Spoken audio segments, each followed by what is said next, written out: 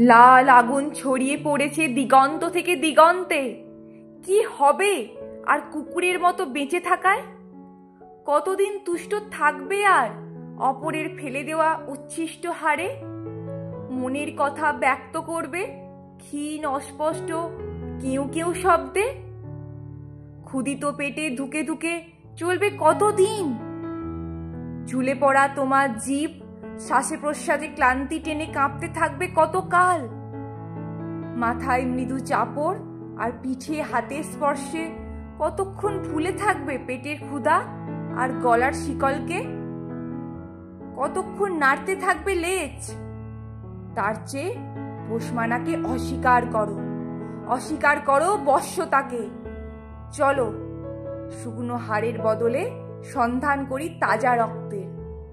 তৈরি হোক লাল আগুনে ঝলসানো আমাদের খাদ্য। শিকলের দাগ ঢেকে দিয়ে গজিয়ে উঠুক সিংহের কেশর প্রত্যেকের ঘাড়ে।